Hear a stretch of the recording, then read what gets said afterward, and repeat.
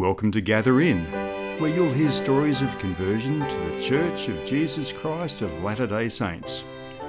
If you have an interesting story to tell, please go to our Instagram page or send us an email to gatherin@proton.me.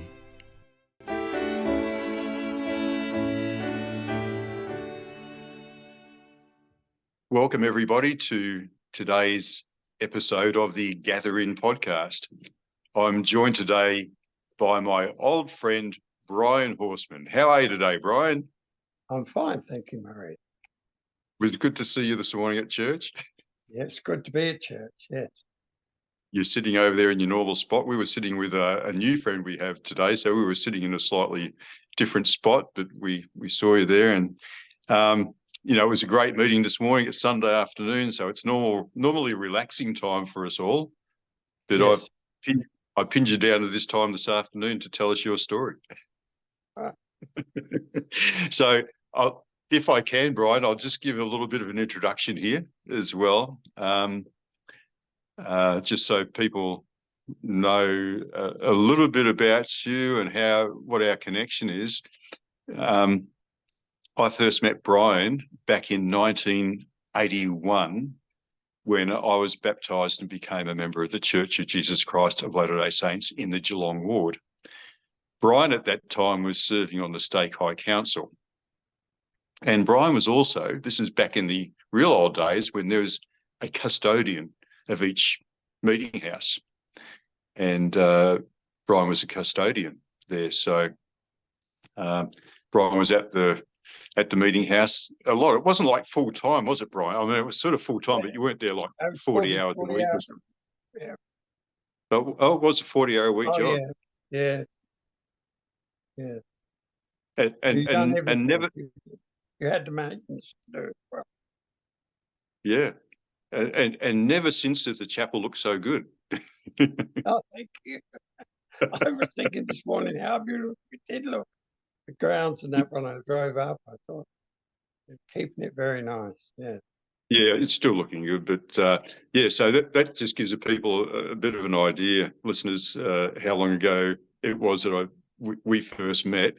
And I do remember one particular occasion, Brian, because this was back when the meeting house was being renovated as well, and we were meeting down the Railways Institute Hall on the corner of Latrobe Terrace. Yeah. Yeah, and I remember one time you were serving on the Stake High Council and you were assigned to come and extend a calling to me as the Stake Young Single Adult Representative. And I'd only been a member of the church for literally a few months, maybe 6 months. Wasn't very long. I don't think I knew what a Stake Young Adult Representative was, to be honest. Do you remember that, Brian? No, I don't remember the occasion, but I'll take your word for it. It's true. I'm not making it up. I'm sure. Yeah, so that's how long back we go. And look, I was out of the ward for a few years. Actually, 10 years I was out of Geelong Ward living in Melbourne, but I came back to Geelong in end of 1999, and Brian and Mary are still there, stalwarts of the church. Pillars of the church in Geelong, and so we renewed our acquaintance. So is that a pretty fair introduction there, Brian? That'll do me, yeah. That's fair.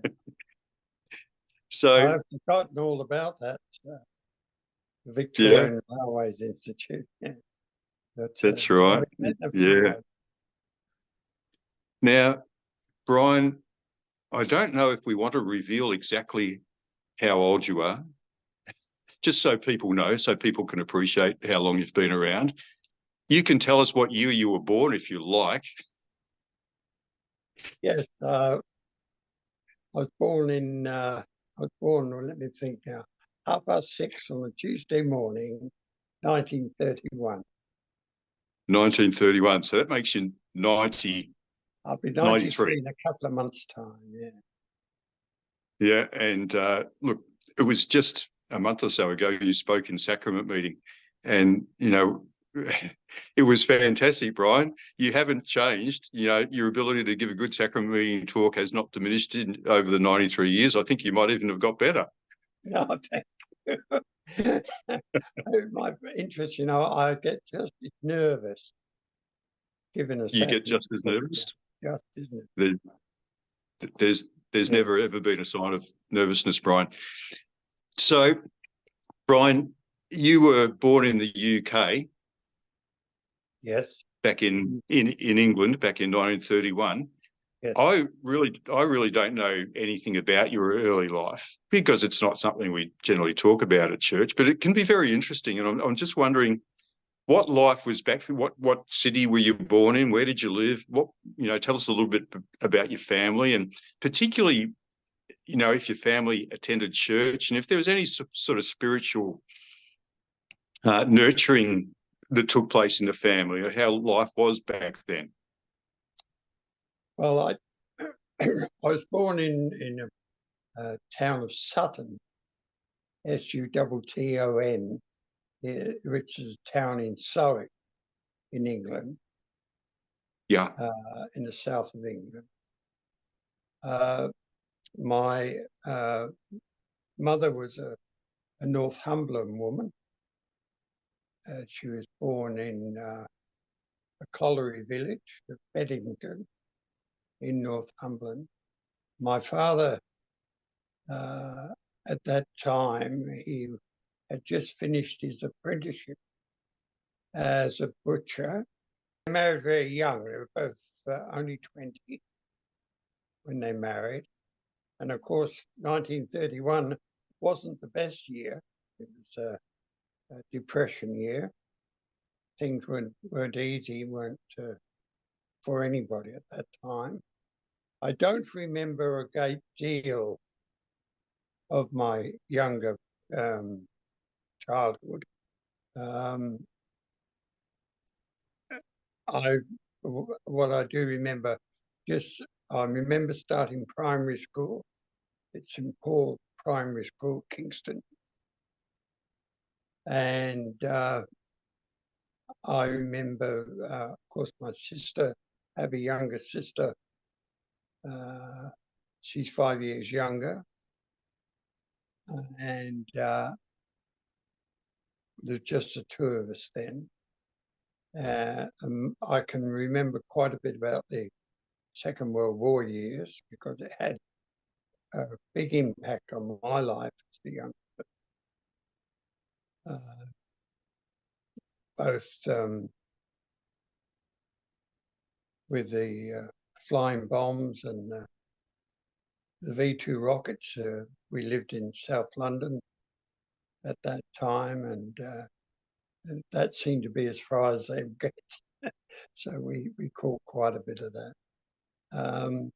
And there was a couple of times my mother managed to get me out of London to get a break and went and lived with her sister, who lived up in Northumberland on the coast. Unfortunately, during the war years, I was reared mostly by my grandparents, who I loved dearly. They were a very loving couple, although they themselves had a pretty hard life. My grandfather had gone down. He had been orphaned with his elder brother and sister and a young brother. And the older brother had gone into the army. The sister had gone into domestic service. And Granddad and his younger brother, David, were put into the workhouse, the union workhouse. At the age of 12, the family came along and fostered Granddad and his younger brother out, and they put Granddad down the mines at the age of 12 to bring an income in. So he didn't have a good start, you might say. He worked hard all his life, but he had a good family, nice family. They all did pretty good for themselves in their lives. They've all gone now, but yeah. Mum and Dad were not particularly religious, although Mum was reared what they called a primitive Methodist. And I don't know, my father was baptised in the Church of England, but I can't remember ever going to church with my mother and father. But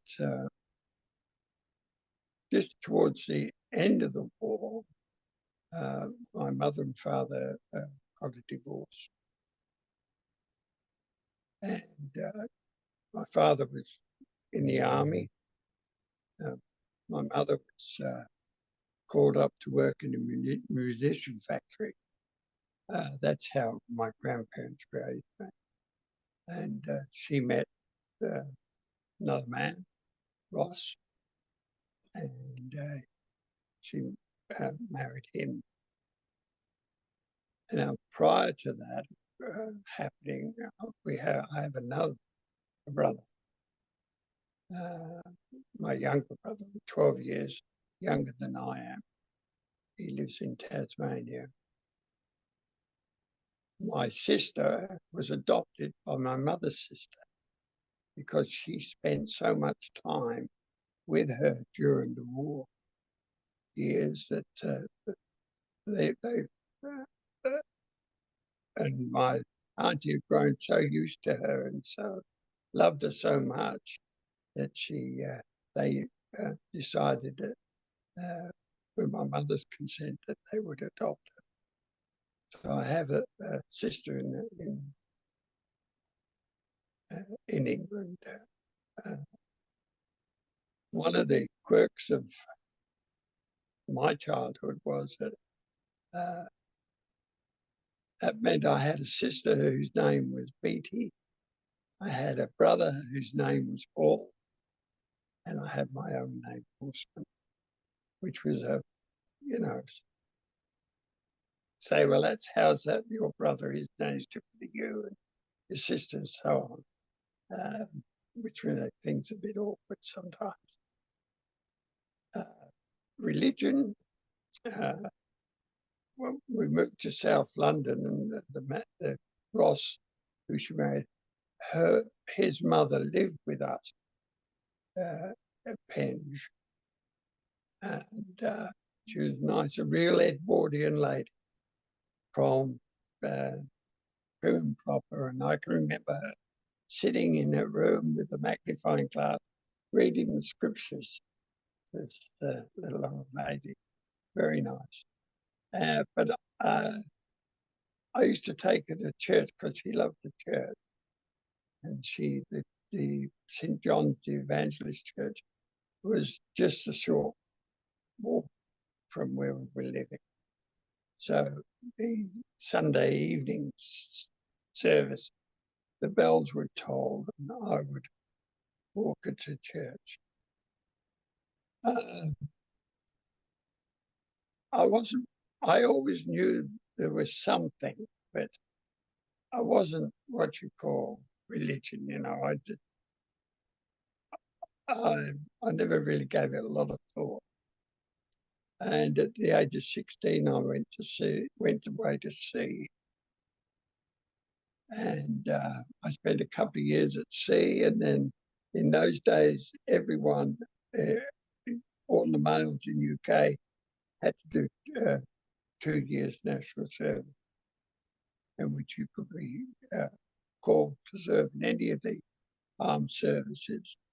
You didn't have a choice. They put you where they wanted you to go, and you could serve. At that time, there was British garrisons all over the place, all over the world. I was called. Now I could have remained at sea and not gone and done my national service, but the catch was I had to remain at sea to 27 years of age. I don't know why, because going to sea, we were bringing all the things that Britain needed, but it wasn't counted as it's not then as essential. And that happened during the war too, by the way, with the merchant service. It was merchant service is a civilian occupation. It didn't matter if you went away to sea, and I think something like 68,000 seamen and fishermen lost their lives during the Second World War. And the thing with the merchant service was that if your ship was torpedoed or sunk or disabled in anything vague, if you weren't drowned, your pay stopped anyway. Soon, yes, a lot of people don't realise that. It's pretty hard task. Anyway, that's survived, and that's different now, and thank goodness. And so I decided that it's best to go and get my national service over. So that's what happened. I came ashore, and it was only a short while later I was called up to serve in the army. In the army. In the army. So Brian, just so I can clarify the time period, we're talking about right in the middle of World War II here, aren't we? No. War started in September 39. Yeah. And finished in 45. 45. Yeah. 45. Oh, okay. So I went to sea in 48. Oh, okay. So it was after the end of the war, but yeah, just at the end of the war. 16, I went to sea. Okay. The government did a big advertising program. Don't run away to sea, come to sea. It was Right. because there was so short of seamen, and they organised you to go to sea school, get the basics of seamanship, and then you did what you were going to do. Okay. So you served for a couple of years in the army after being at sea in the Merchant Navy? Yes. You were then in the army for a couple of years? A couple of years. I did my national service and I did my time in Germany, part of the occupation services as it was then. And I came out the army, and because I was a cook with the catering corps, although I was finished with the active service, you're automatically going to onto the reserve forces or the territorial army. That's like part-time. Okay. And of course, cooks were in short supply. So I was assigned to a Royal Artillery heavy ack unit, which meant I had to go to parades once a week, even though I was out the army, but I wasn't out the army. And then once a month, I'd have to go away with them to Norfolk, and they would practice the guns, and they'd have aircraft pulling a huge sling like kite behind it. I think they were very brave myself, but they pulled this kite behind them so the gunners could practice shooting the thing. I'd had enough of that. I stuck that for, I think, 12 months. So I'd had enough. And so I went back to sea. Right. So, Brian, that's the only way I could get out of it, was to go back to sea. Okay. So you mentioned earlier that you used to take your step grandmother, was it? Yeah, she's she was. She used to. We called her Nan. Yeah, she was my foster father's mother. Okay, so you used to take her to church. So yeah, you didn't think deeply about religion in any way, but all that time being at sea and then being in the army, that probably wouldn't have. Well, did it? Did it make you think more about life and Yeah, what life was meant to be like, perhaps? yes, it certainly did. I thought a lot about it, but I didn't have much faith in the vicars or the pastors or the priests or the padres, for that matter.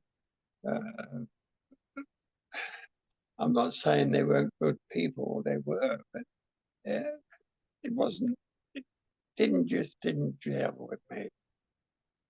I thought there was something that I needed something. I didn't really know what it was, but spiritually, I was lacking something that I knew I should have. I Yeah. couldn't have told you what it was. Okay. Gone. So when you left the army, you said the only way to get out of the army was to go back to sea. How Well, long did you? the reserve, the army was a Right. 2 years active service, but Okay. I was back. I was out the army, but because of I was in the catering corps, which was assigned to other units in the army to do the cooking for them. You see, that's how it Yeah. worked in those days. Except the Guards regiment, they had what we call regimental cooks, and they were trained by the catering corps, but they uh, um, were part of the Guards regiment. Yeah. See, I served with the Remy in Germany, but I was always catering corps. I was never part of the Remy as per se. Yeah. Okay. Okay. So you went back to sea, and then somewhere along the line, how old were you when you decided that it would be good to go and live across the other side of the world, Right. down here in Australia? You have to know a little bit about me, I suppose. Is that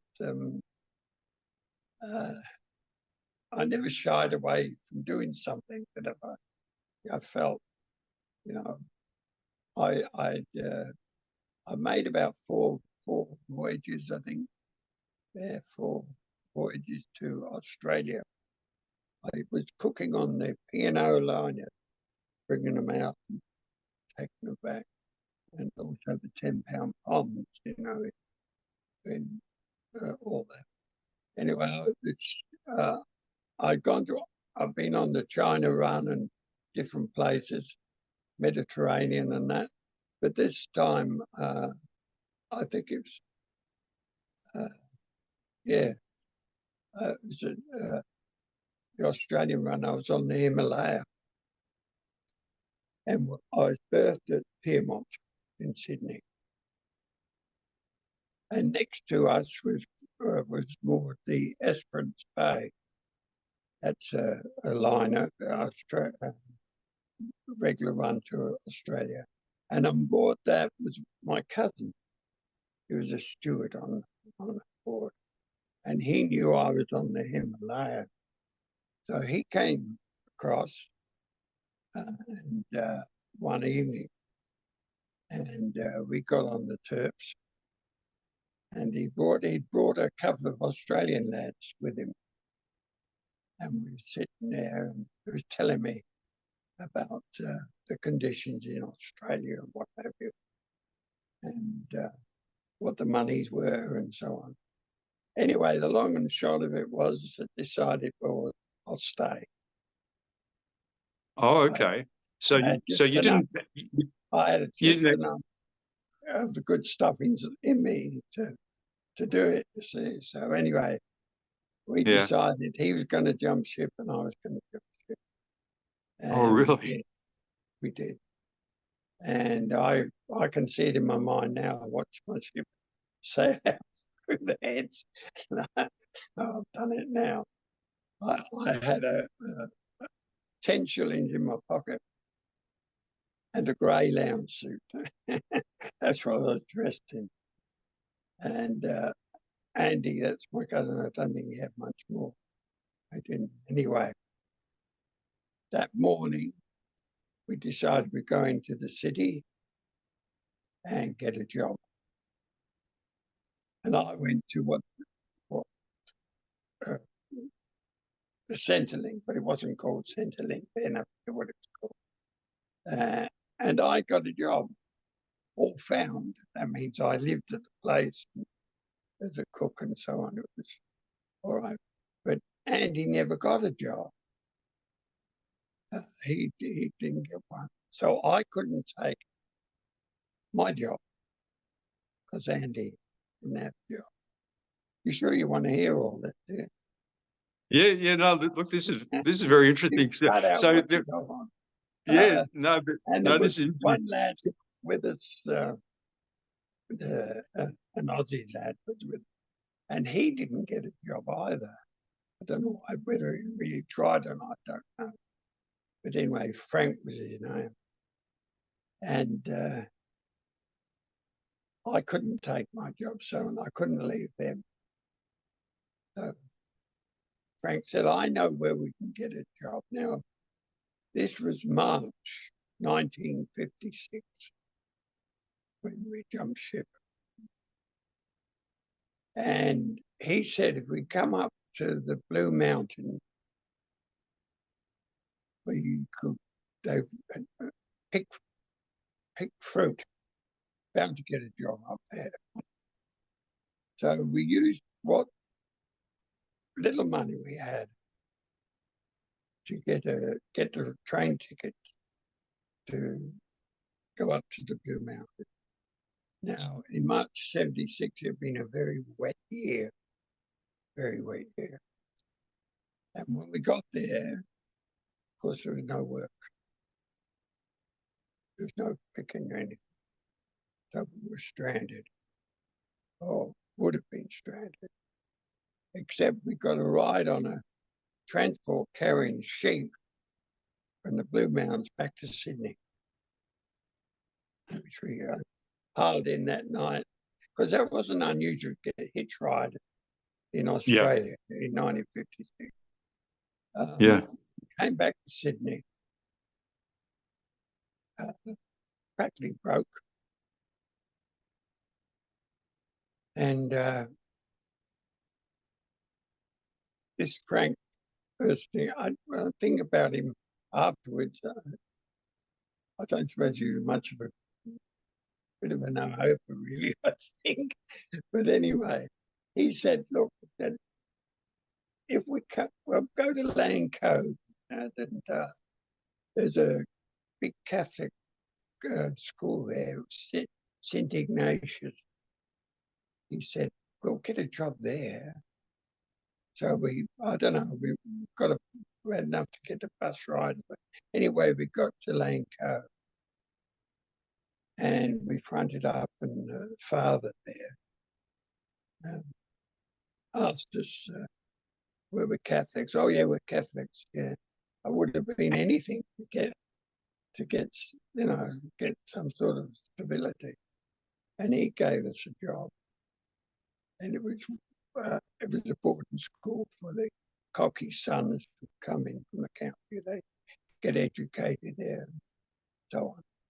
So I've been there about a week, 2 weeks, and I served in the dining room. Go around making sure they got water in their glasses, and take away their dirty plates and whatever. Anyway, this particular day, one of the boarders said to me, water, like that, to the big part of me. He said, water. I said, you'd like some water? And he said, yeah. And I poured the jug over his lap full of water. Because I didn't like the way he spoke. And there was a bit of chaos and what have you. And I was before the father again. And he said I shouldn't have done that. It was the wrong thing to do. And I said, well, I couldn't care less because no one's going to speak to me like that. And he said, you can cook? I said, yes, I can cook. So he gave me a job in the kitchen, which was all right. So it's still all found. You know. So one Saturday, we've been there 4 weeks, 5 weeks. One Saturday afternoon, we're sitting out on the ground in a chair, just look around, and the next minute, there's chaos. There's people running everywhere, and we didn't know what was going on. Couldn't understand what was going on. Anyway, we found out later that the immigration people know that people can get jobs at this place.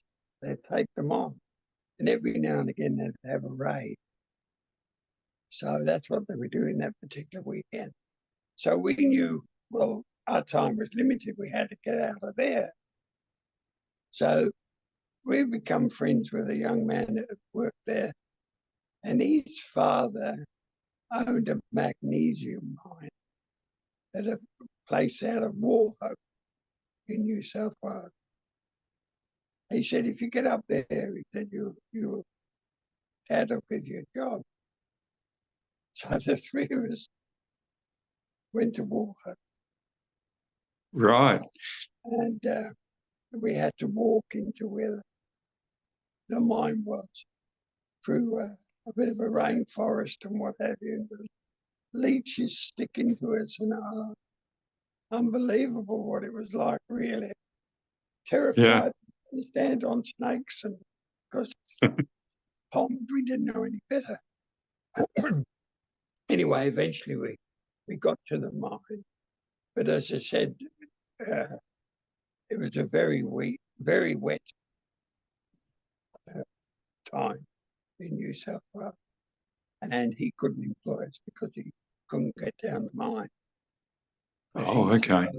You stay, he said, the night, and I'll give you breakfast. And he said, I'll drop you back to Wharhope in the morning, which he did. And we're stuck in there in Wharhope. We came to a signpost, and it said, Walker or Wagga Wagga. And so we tossed a coin. Heads one, tail the other. And heads it came down to Walker. Walker. Yeah, Walker. So we decided we walked to Walker because we didn't have enough money. And it was a 3-day walk. We didn't have any, didn't have a tent, didn't have a blanket, didn't have anything, but I had my suit. A bit worse to wear for now, but I had a suit. Anyway, we camped alongside the road, a bit up off the road for the mine. And a ute came along and stopped. And a fella got out, he said, are you the 3 Poms that are walking to Walker? And we said, yes. It was only 2 Poms and an Aussie, but it didn't matter. Well, he said, when you get there, he said, there's a job for you in the timber mill. So it tells you how word gets around. I don't know, but that's what happened. Anyway, when we did get into Walker, sure enough, we found a timber mill, and they put us on, and we got an advance on our wages even before we got paid. So we went and bought a tent, and I bought a check suit, shirt, so I'd look more like an Aussie, and a pair of denim jeans, you know. And we've been there for a fortnight, I suppose. And one Saturday afternoon, the local policeman comes down, the sergeant, you know, just to have a talk, you know, chat. And something about my cousin, because he was a con artist. He could charm the legs off a coffee table. No words at all. And before we could say anything, he said, oh, we're doing a walking holiday around Australia. Working holiday, you see.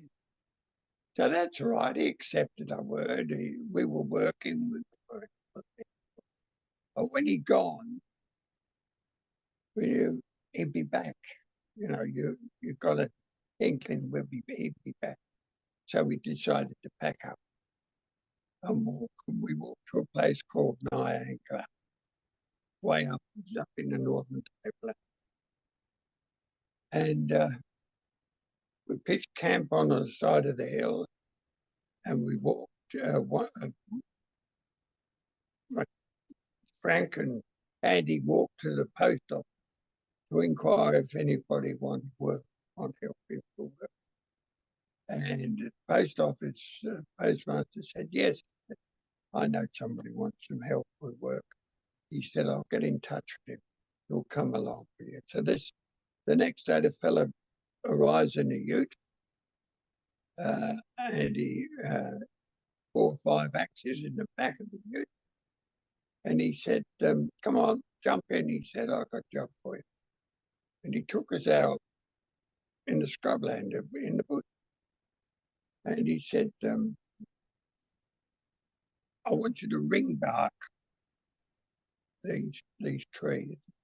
He said, I'll give you 30 bob, 30 shillings an acre. Now, we didn't know what ring barking was. Didn't know what an acre was, really. Anyway, and we got the axes and we had a tent. So we set up tent, and he showed us how to ring bark. He went around and showed us how we ring bark a tree. So that's fine. We started next morning. And after the second, he said, I'll be back in 3 days. There you go. And after the second day, my hands were wide open. It's just because you never used an axe before. And there's a certain way of using an axe. If you don't use it properly, it jars you, it springs you. And my hand they were terrible. And we'd done all sorts of treatment, and I won't repeat them, but it didn't work. But anyway, he eventually came back. And now we didn't cross any fences. We never crossed a fence. We stayed where we were. We worked hard. And he come back and he said, he went and had a look, and he said, yes. He said, you've done a good job. Done a good job. He said, but I'm not paying you. He said, you wrung out the wrong land. He said it was a common that we wrung out. Now, it wasn't. I mean, we didn't know, but he got his paddock or whatever it was wrung out for nothing. Oh, no. Yeah. So anyway, he said, I got a friend. He said, share farming on this property. Eagle Grange, he said, he's share farming potatoes.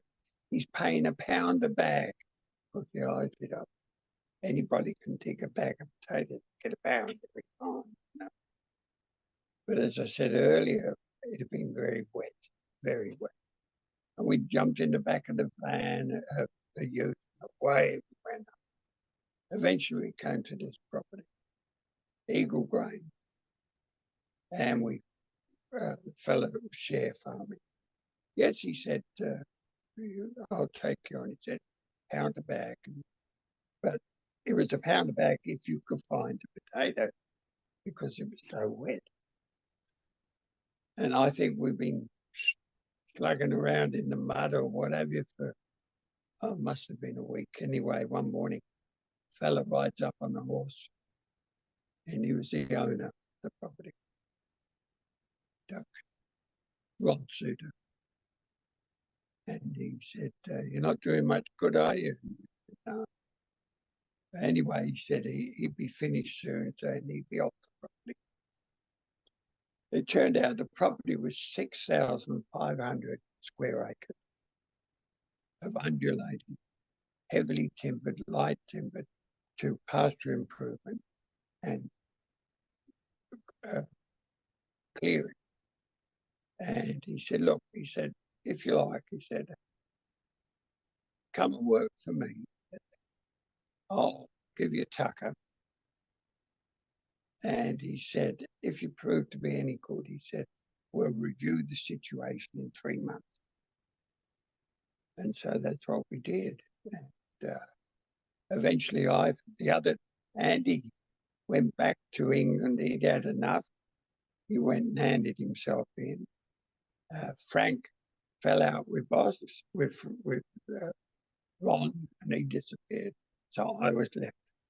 And so I loved it.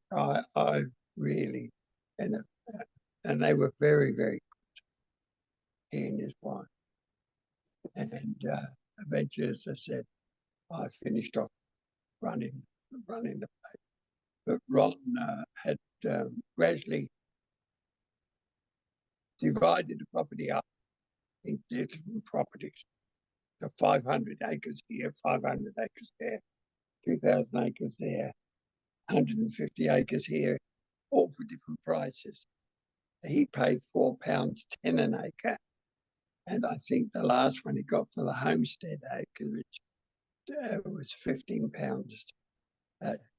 £15, 10 shillings an acre. So he did very well. Yeah. In the meantime, Frank made his mouth go that I was a seaman, which made me an illegal migrant, of course. Mm. And so I got on well with the local policeman at Nundle. Les and his offside of Barry, they were really good. But people at Tamworth had told him he had to do something. He had to bring me in.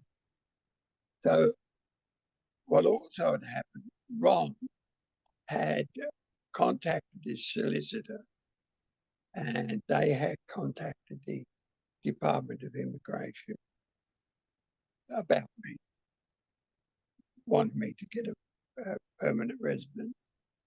And because I wasn't aware of what was going on. But one afternoon, the policeman showed up, Les and Barry sat down, had tea, and then he said, well, I'm sorry, Brian. He said, I'm going to have to take you in. So he took me back to Nundle. Next morning, I was arranged before the local GP for a week. And then I was off to Sydney.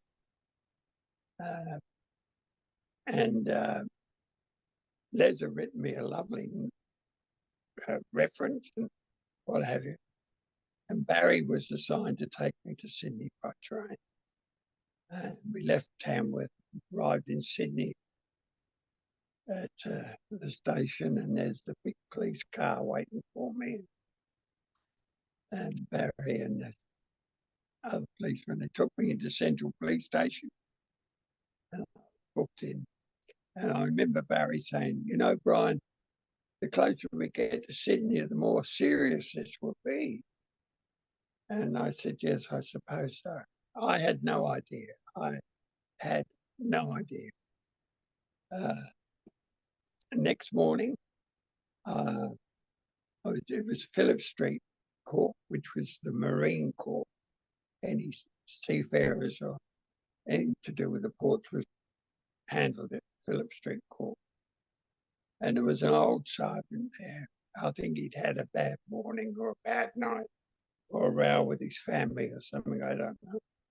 But he said, right, because court started at 10 o'clock, he said to me, you're up first. And I said, but I've got my boss coming. And the solicitor, I don't care, he said, you're guilty, you're up. So the next minute I'm up in the witness box. I mean, it's all I've been in trouble in the army and that, but it was nothing. I was totally unprepared for anything like this. And the fellow from the P&O, the prosecutor, stood up. And I thought I was back in the army by the time he'd finished talking about this and that, this search, and he was gone. The rest of it. He didn't say he'd lost all his money and he lost all his clothes and I was absent without leave or deserted the ship. So the magistrate said, guilty or not guilty? And that was a dilemma. Of course I was guilty. I was standing in front of him, but I had no conception of a corporate court. And I said, well, I'm here, so I must be guilty. 8 weeks hard labour, bang, as quick as that. It was all over in less than 10 minutes. And I was back in the cell again. And Ron, by that time, had showed up and he's saying, well, you all right, Brian? He said, won't be long, but you'll be all right. I said, no, too late.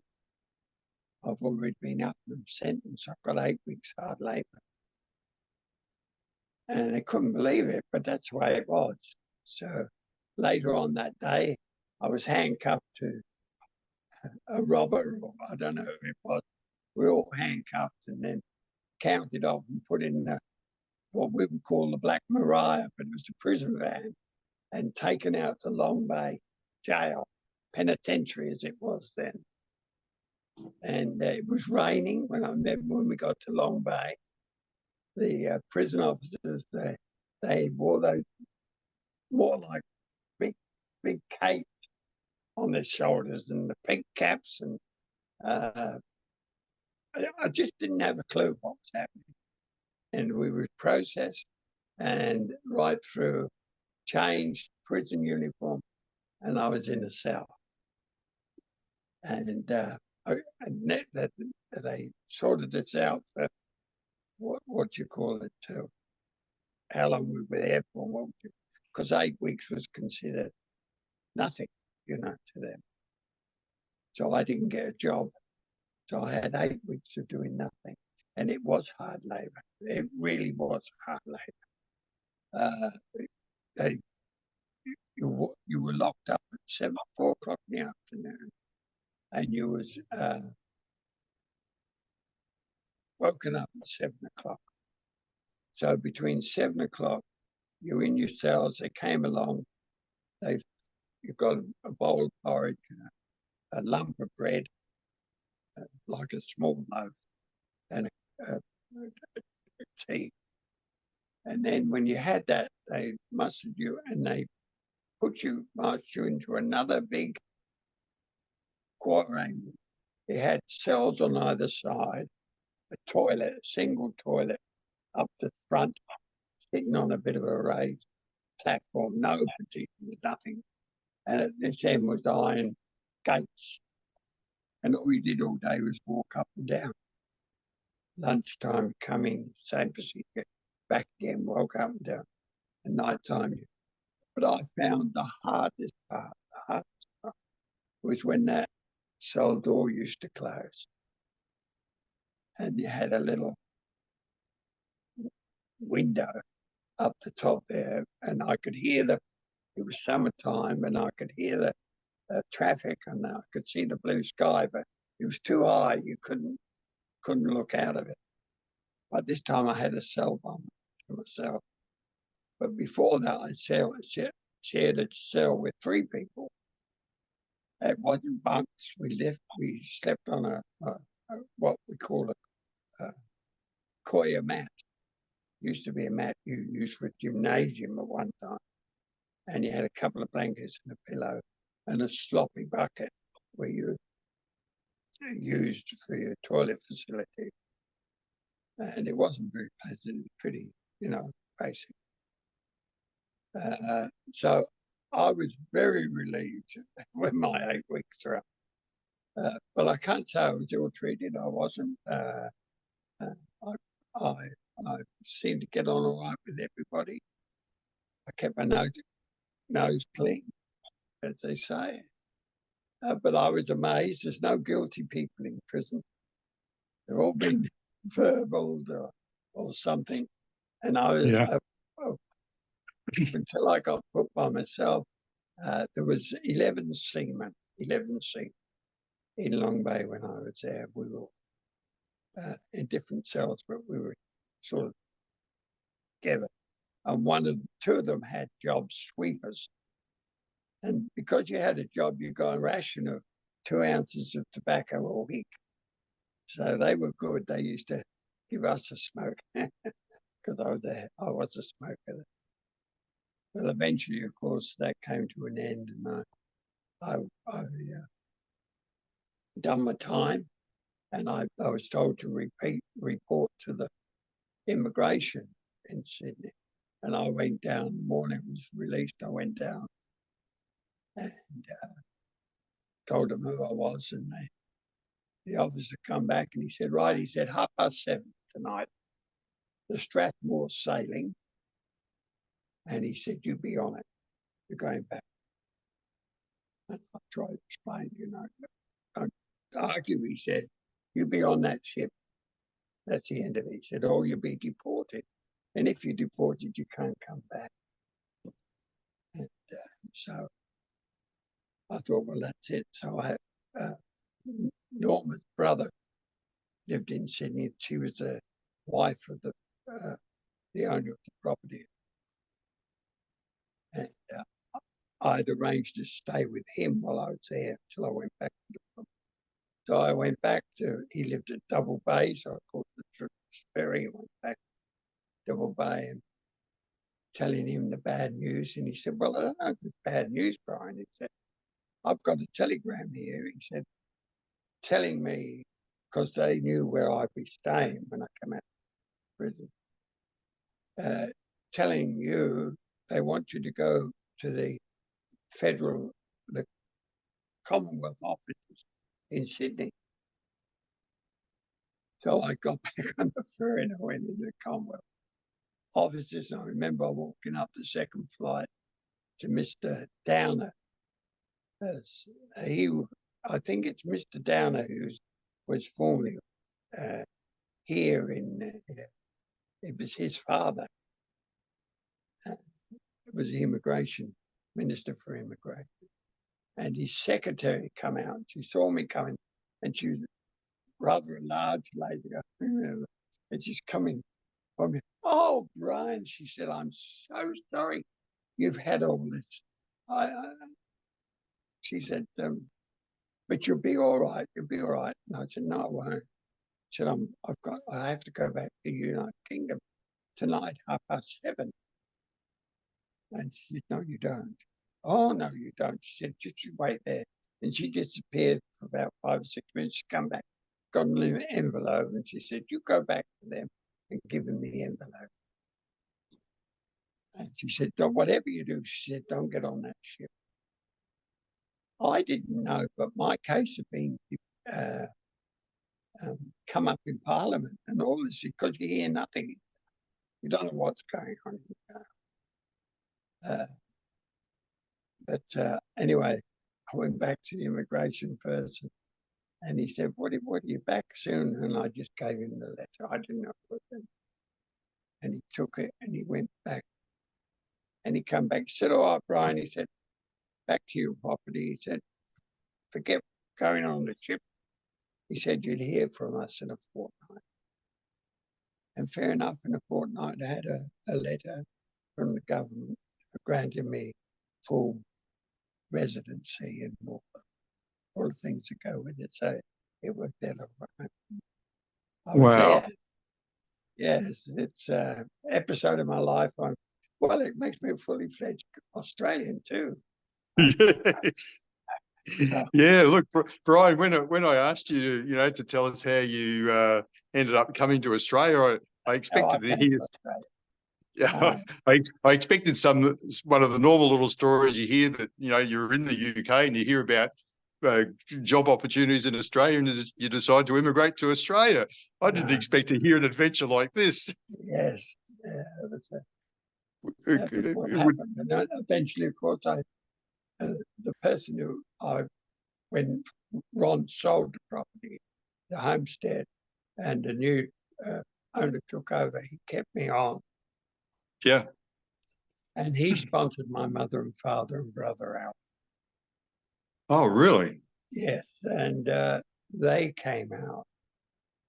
And of course, my father's in his 50s, middle 50s. And it was a totally different life to whatever he just couldn't take it. Yeah. But we had some friends that come out to Australia with them on the ship, and they came up to Tamworth. My mother and father bought a house in Tamworth, and they had a house built in Tamworth. And then Dad wasn't happy, he was working in what they call the aero bar manager or something, but it wasn't what he wanted. And the family that came up to visit, he was a toolmaker at Ford's here in Geelong. And he was telling them about Geelong, the opportunities that were in Geelong for work. And it was decided that Mum and Dad would go to Geelong. And of course, it was a dilemma for me then, wasn't it? Yeah, and Mum said, well, I've come 17,000 miles. And I felt like saying, I never asked you to come, but I was pleased to see them. Yeah. Anyway, it was decided that we go to Geelong. While I was at Tamworth, this was going on, I'd left the property, gone to Tamworth, and I got a job in a hotel cooking in Tamworth. And then I was headhunted to go as a shearer's cook, which I did and which I enjoyed. And it was good money. And I had a team of 12 shearers, and I've been cooking for them, which was very interesting. Anyway, that's another story. Yeah. I came to Geelong, and I didn't think there was any Australians in Geelong. I did not think there was one Australian. There were so many migrants here. There was they had the hostel there at North Lane with the Nissan I remember that. Yeah. And the factories were all full of the migrants and that, pommies and all sorts. I really didn't think there was an Australian in Geelong. Yeah. So anyway, in the 50s in Geelong, there was, well, in Australia, there were lots and lots of migrants coming from war-torn Europe. Oh yeah. And came from all over, and thankfully they had it. They're the wonderful culture we've got now. But we found out pumpkin and carrots weren't the only thing on the menu, and black tea. But yes, and I got a job. I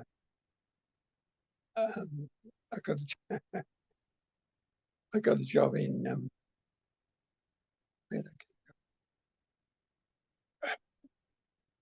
Ford's manufacturing the engine at North Geelong here. I forget the name of it. It was like Hell's Kitchen to work in there. And I worked. Do you ever see Charlie Chaplin film where they're all in a circle and there's things going around and they've all got a job they've got to do in time by it goes down, you know? It was like that. And no, the only other man who spoke English was the foreman. And I say English, he come from Northumberland. And if he didn't come from England, he didn't know what he's talking about. Anyway, but I'd had I don't know how long I stuck it there for, not too long. And then I've got a job in Pilkington. At Pilkington's, yeah. Making glass. By making glass there. And they took me on, as a forklift driver. And that's how I got my driving license. There I had to get a change of driving license because I had to go out on the Melbourne Road to unload the truck to bring them back into the factory.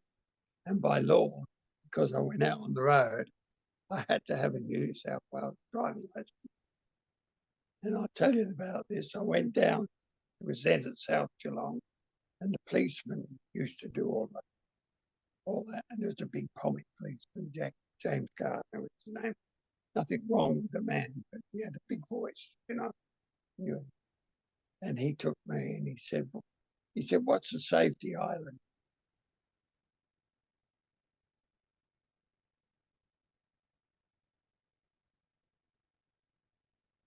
Oh, it stopped. It's frozen at your end, Brian. Pardon? Oh, you there still? Yeah. Yeah. Okay. No, it just frozen. The last thing you said there was he asked you, what's a safety island? That was Yeah. as far as I got, and then it stopped. Yeah, safety island. And I explained what I thought a safety island was. He said, no. He said, no. He says, it's a tram stop. I said, there are no trams in Geelong. No, he said, but there is in Melbourne. Oh, okay, fair enough.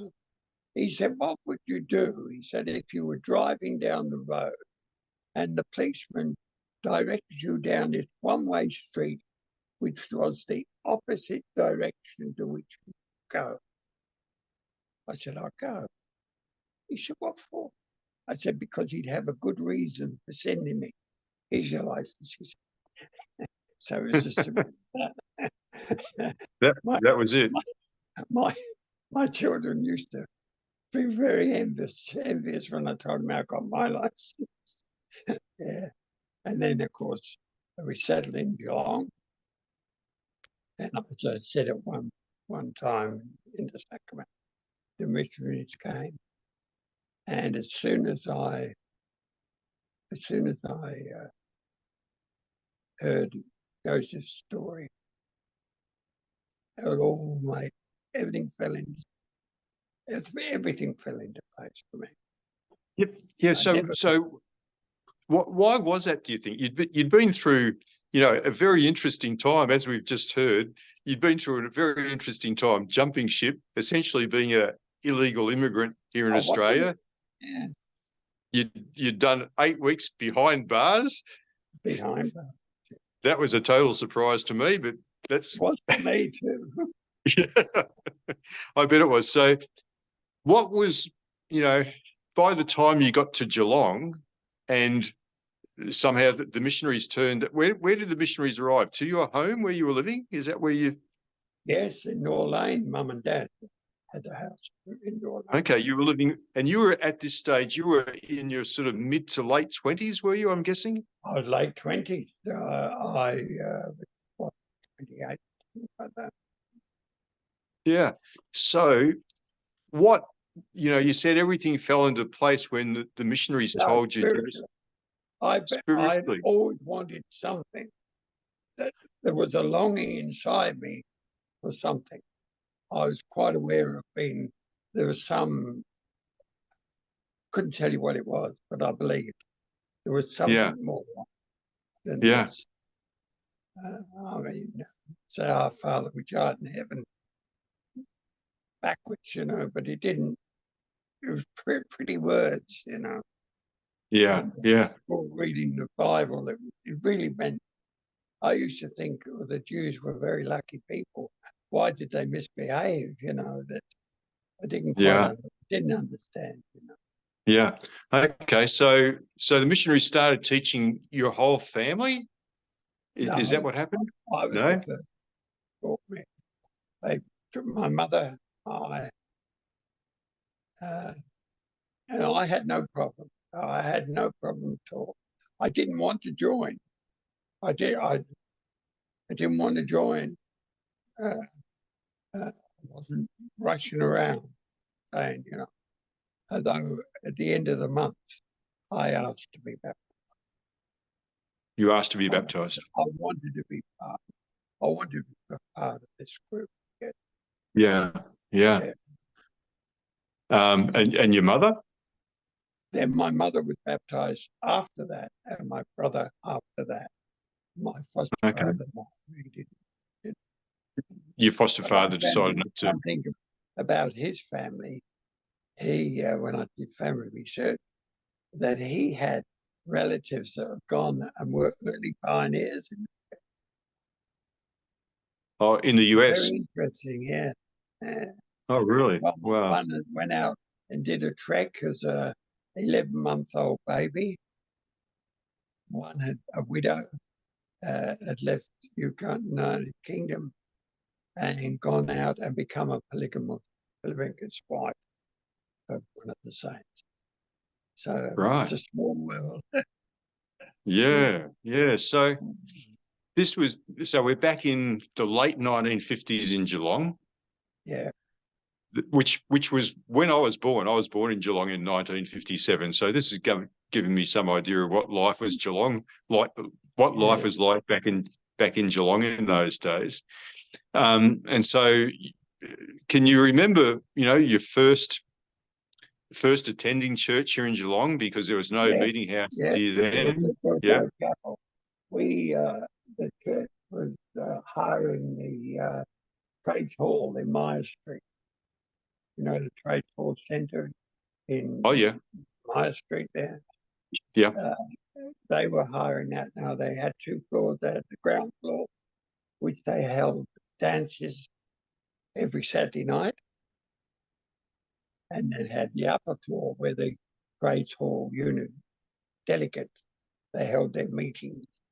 So they had chairs, and then they had like a rostrum at the back here where the hierarchy sat, 3 chairs, 4 chairs. So it was ideal for a church gathering, and we could teach. They had rooms that they could use for Sunday school, and as I said, the ground floor for primary. And we used to go early in the Sunday morning and sweep up all the vomit and all the papers and debris. Cigarette butts. So they got a good deal out of it. They got the place clean. We got to use it. Yeah. Wow. Okay, so there was nothing startling to draw me, but I just felt so comfortable. I felt I come home. Yeah, it made a complete change to my life, completely, and to my social life. From my I called Ross to my foster father because I couldn't go and have a beer with him. I couldn't, my life had changed. It changed dramatically. Yeah, I mean, from what you've described, with your early time growing up in the UK and coming to Australia, you were a bit of a rough diamond, I guess you could say, hey? Yeah, for sure. Yeah. Yeah, yeah. So meeting the other church members and seeing how they lived and just accepting the gospel and everything, as you say, a massive change in your life. Yeah. And then at some stage, I think I've heard rumours about you going on a blind date. Is that right? Yes. Young Lindsay Smith was in the ward, and we, for the branches it was. And I got, his mother got very, very close to me. And she used to invite me over to her place. Charles Henderson and his wife, Keith Tompkins and his wife. We got close, and they sort of, particularly Charles Henderson, got so close to Charles. We used to read the scriptures and what have you. And I got a job at Harvester. And Keith Tompkins, I got a job in the foundry there. I used to shovel the steel and the iron and stuff ready to go into the coopers to make the steel. And Keith drove the magnetic crane up the gantry and back, pick it up. So we were very close. We used to have arguments about the New Testament. I didn't even know he was a member of the church, but he knew, of course, and he was keeping an eye on me, I suppose. See if I broke out, but I didn't. But yeah, and then Lindsay came to me, and he said, "Look, he was sweet on a particular girl, and she was a Catholic girl of Irish descent." And he said, will you come with me? And he said, I'll arrange for, I forget her name now, for her to bring someone for you. Go to a dance then. And I said, yeah, okay. And of course, Mary worked in the same office as this girl, of course. She was a teleprinter, with a teleprinter. And Mary told me she thought this girl was having her on. She thought because Mary was a terrible tease. And she always had to go at her being a Catholic, good Catholic girl, you know, always held her. And she thought this young lad was having a go. She was all a big bluff. So she thought, be smart. Yeah, I'll go with you. And of course, that's how I met Mary. Okay. Was it love at first sight, Brian? Well, I don't really know. I know. Yeah, I suppose.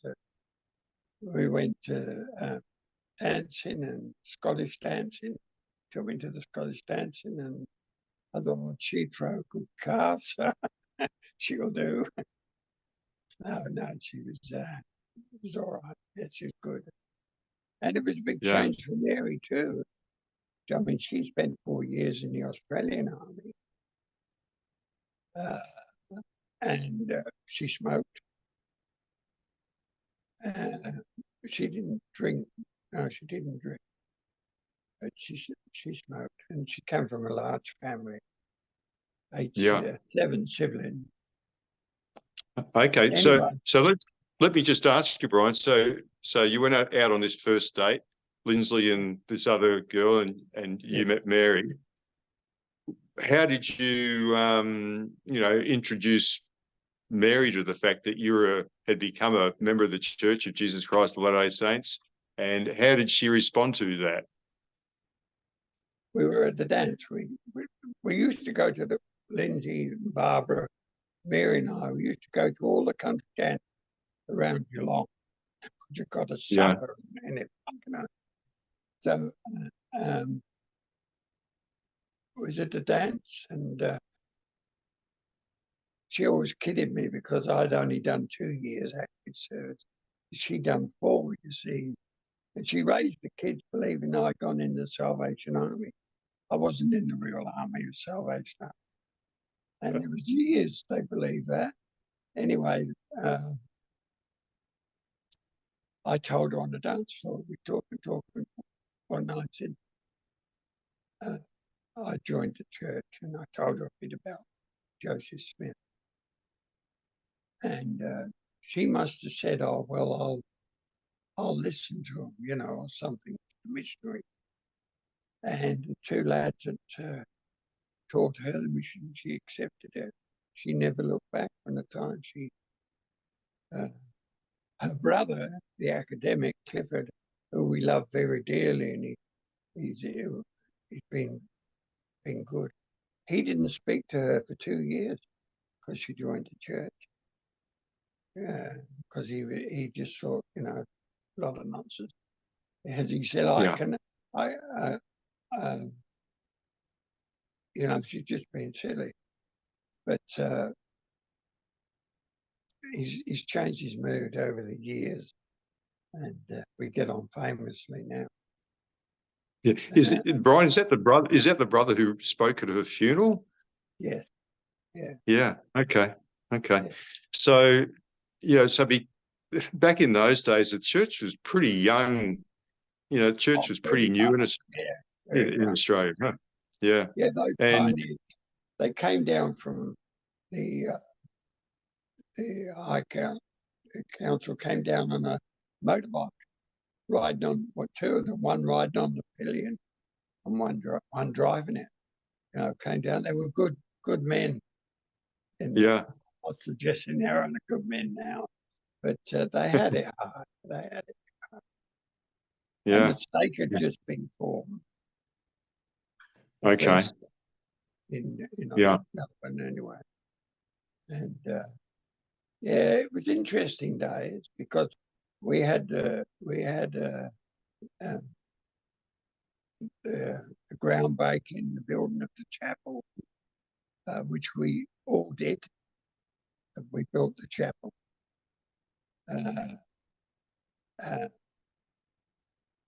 We had a great sense of achievement, and we've also built the chapels around the stake. Glenroy we worked on, Bendigo we worked on, Footscray we worked on. All those chapels, every month we went and did a Saturday on them to help them with their work. So it was an interesting time on the church. Very interesting. Yeah. Okay, so just something I want to talk about for a little bit. While you were, growing up, and you had this idea that there was something more to life than, there was something there, but you didn't know what it was. When you heard the gospel and you heard that, you learnt more about, the history of the early church, perhaps, and they would have talked about the great apostasy, and they talked about the restoration of the gospel through Joseph Smith. Yeah. How did that change your way of thinking as far as your relationship was concerned with God, with Jesus Christ, understanding how all those things worked? How did that change for you? Well, that's an interesting question, because, obviously I knew Jesus Christ. I'd gone to church schools, and we used scripture reading was part of the curriculum. But I don't know, it didn't gel. It just didn't gel. Perhaps why I had this feeling, and perhaps you can edit it out if you like, but my mother and her mother were very interested in spiritualism. And I wasn't at that time. I didn't know anything about it. I knew they could read teacups, and they could read the cards, and all that sort of stuff. Anyway, this day, we went, Mother said to me, I had just been notified I was going in the army. That was just before March 1950. And I've been notified. Mum said, come on, come to the spiritual meeting with me. Come with me. And I thought, I'll go.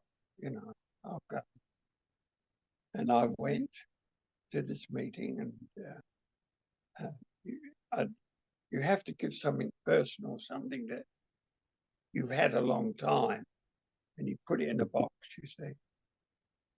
And the meeting's very similar in a fashion, not quite the same, but it's nothing elaborate. And the medium stands introduced, and in this case it was a lady, and she stood there, and she picks up the article, and she gives a reading, you see. And when she came, I had a watch I got for my 18th birthday, and I'd never taken it off, except to, of course, to bathe, but it was always on my arm. And when she come to mine, she said, "Oh, my word, I get so." Oh, shit, I don't quite understand it. I get a lot of writing.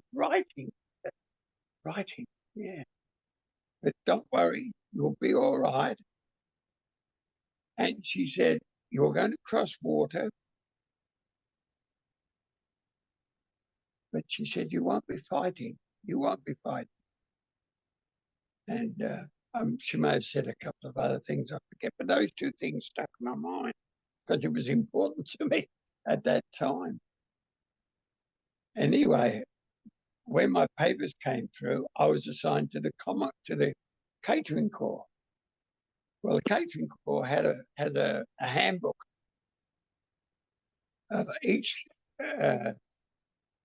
menu, cooking menu, it sufficed for 50 men, to feed 50 men. And there were recipes to suit. And you had to memorize these and write them down. So that took care of that. And my squad, 35, 35 was in my intake. And we went assigned to Woolwich, number 1 Cookery School. Woolwich is in South London. And at the end of the 6-month course, you were assigned to a regiment or a unit or something. And all of that squad, our squad, were assigned to the Korean War broke out, and they all went to Korea, the squad, except me. We were moving the barrack room beds, and they were being painted with black lead paint, and there must have been a sharp piece on the bed while I was moving, and it jagged my hand, and I got lead poisoning in the hand, and it, swelled up, whatever. Anyway, I couldn't go. I couldn't go with my squad. So they went to Korea, and there was 19 of those lads never came back. They were killed.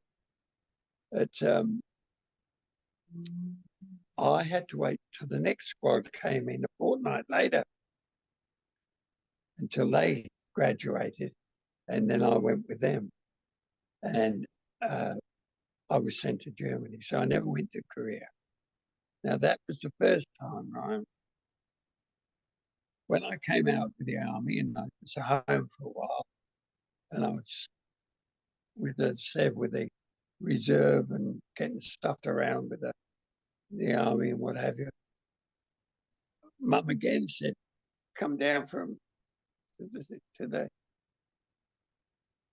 medium. Come on, come and have another meeting."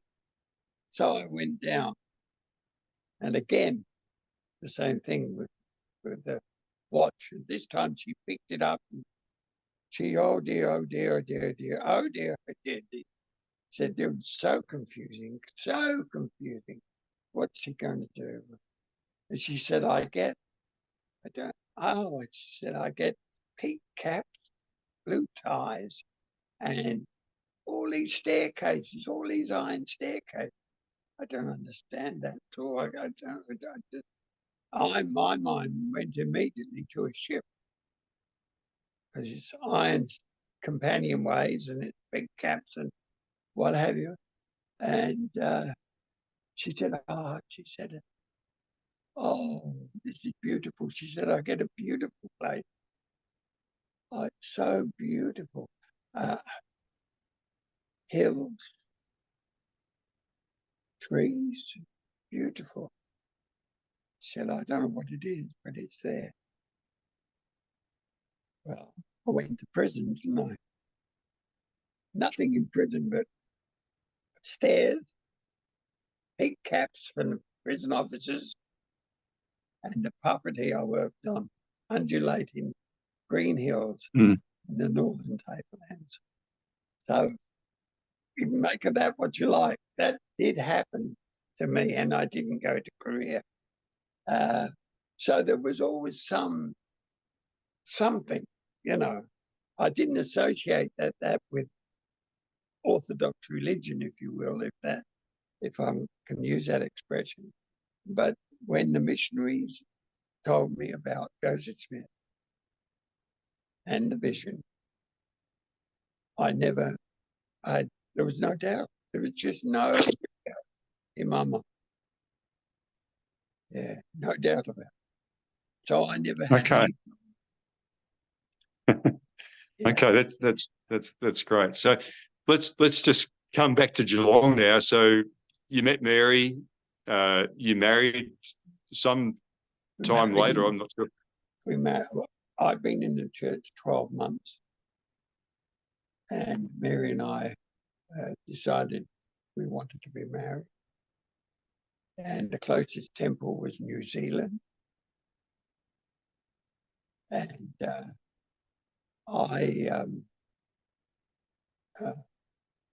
Mary thought I had money and I thought she had money, and neither of us had money. No, I'm only joking, but we decided we wanted a temple marriage. There'd only been one family. Two families had been to the temple. There was the Smith family, Dolly and Len Smith, were sealed, and Lindsay and Barbara were married in the temple. So they were the only one. Nobody knew anything about the temple. It was just a closed shop. It was like a secret society. There was just nothing. We didn't know a thing about that. But we knew we wanted a church wedding. Well, we had a church wedding, but we wanted temple sealing. So in those days, you were allowed 3 days to travel to the place of marriage to count for what they called a temple marriage. They more or less received newlyweds who got married in the temple as a temple marriage. In Australia and New Zealand at that time, you couldn't have a private marriage. Marriage had to be so somebody could walk in at any time and be a witness to it. So we were allowed 3 days. So John McKeon was Brian's president at the time, and he married Mary and I in the Fairfield Chapel on a Saturday afternoon, just after a leadership meeting. So there were plenty of people there, plus the ones from Geelong, and we were married then. We came back from Geelong. We had a reception in Pakenham Street.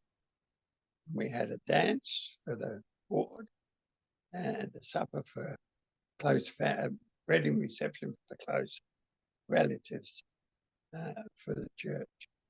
And then we went back to Mary and I to Melbourne. We stayed at a hotel, and then in the morning we went to Essendon Aerodrome, and we caught a plane from Essendon to Auckland, and from Auckland to Hamilton. And we were married or sealed in the New Zealand temple. That was Saturday, Sunday, Monday. We were sealed because they didn't have family home meeting in no time. Yeah.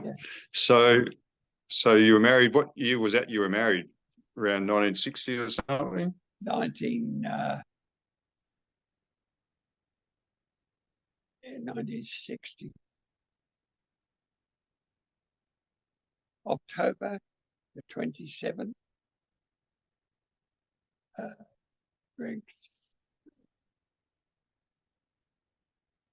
Yeah, 27th of October 1961. We were married. Right. Okay. Right. So you raised your family as an active Latter-day Saint family. You and Mary. We believed emphatically in the church teaching. I don't believe we were fanatical. I never believed fanatical. I don't like that type of expression. But no, I remember reading that someone had said people anticipating their children going on missions should have them taught music, because as missionaries, it was always very handy for missionaries who could read or conduct music. So we had them all taught music. And then, of course, eventually they were going on a mission. And we always talked about them going on a mission. It was an accepted fact that they go on a mission. But of course, it didn't work out, and they went their professional ways, and unfortunately, they were all active up to the age of very active up to the age of well, Greg was 17 when he was taken into the Australian Ballet. Jimmy was 17 and a half when he went into the Navy. So we lost those two, not because they were disenchanted with the church, nothing like that, just the life that they chose. Yeah. And my two daughters, they didn't go on a mission. No, they never. Yeah. They eventually became inactive. But inactivity is a terrible word, really. They stopped coming to church because of circumstances, but nothing against the church as such. Not because they lost belief or anything like that. Yeah, so, but let me say, you did raise 4 wonderful children. I know them all, and you know, they're very accomplished and have done wonderful things in their lives, raising their own kids and you know, achieving great things professionally as well. So, when someone says to me, "Oh, my children sort of left the church and they haven't come back," I always think in my mind, "Yet." They haven't come back yet. That's very important. Yeah, because we never know. I mean, if you ask the children, our children, about the church, they say they had one of the best upbringings they could have. Yeah, and they mean it. They mean it. yeah, And yeah. you never know what in their life. I mean, as far as Jim's concerned, if they on paper they're still healthy. I mean, they're not anything else. But they're good kids, and they support me 120%. They ensure Absolutely. that I get to church. Yeah, absolutely. Brian, we're probably getting close to the end of part 2 of our. Oh, yeah. I'm sorry. No, that's all right. That's all right. I mean, it's been wonderful to hear that detail. You know, even though, you know, someone might listen to it and think, "Oh, what's this got to do with the gospel?" You know, it's all to do with you and how you grew up and the things you went through when you were young, which, you know, you grew up in an era that, you know, not many of us these days appreciate, because we haven't gone through. We don't know what it's like going through a world war and migrating to different countries. Generally speaking, I mean, there are, I guess, there's still migrants coming to Australia, but, you know, not the way you did. Well, yes, there are. It's coming all the time. Like That's right. That's right. There are, you know, so that's all fascinating. Over your years of membership in the church, which now is around 70 years or so in round figures, has there been anything, you know, any particular aspect of the gospel that, you know, you found was your sort of thing? You know, any sort of programs of the church or what, anything like that? Do you know what I mean? Well, I'd have to say family research and temple. For me, it's been, of all the things I've had the privilege of doing in the church, serving in the church, serving in the temple for 4 years. I had the privilege, and doing family history work. I think some of the most spiritual, not all of them, but some of the most spiritual moments I've ever had have been associated with both those things, with the temple and with family. Yeah, look, I think that's interesting, isn't it? That, you know, you've been a very active member of the church, you know, fully fully converted, although as we talk today, conversion is a lifelong process, and we're all still trying to fully convert ourselves to living the gospel of Jesus Christ. But I think, regular attendance at the temple, being involved in family history work, what we call in the Latter-day Saint world salvation for the dead. It's something that keeps you going, doesn't it? It keeps you wanting to serve. Yeah. Yes, I remember there was one family I had the privilege of working with, and I was sitting in the room and doing the research, and I discovered that the mother and father and the young child had decided to migrate to Australia. It was in the sailing 1800, and during that voyage out, the child had died. Now, I've had the experience of participating in burials at sea, and in my mind, as I sat there and I discovered this child and it died because it wasn't in the records here.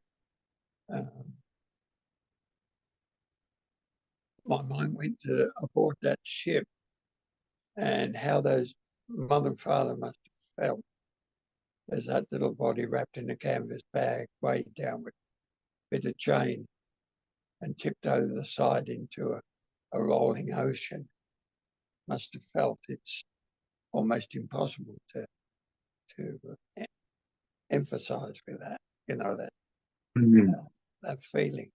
But the joy of the descendants of that family, being able to assemble in the house of God and have that child included as part of the family wasn't lost, it's found. The tears were running down here as I contemplated that, and I thought how beautiful the gospel is. Yeah, and the others, yeah. They don't have it. They don't. They don't. Wouldn't have a clue. But no, very fortunate. We are very.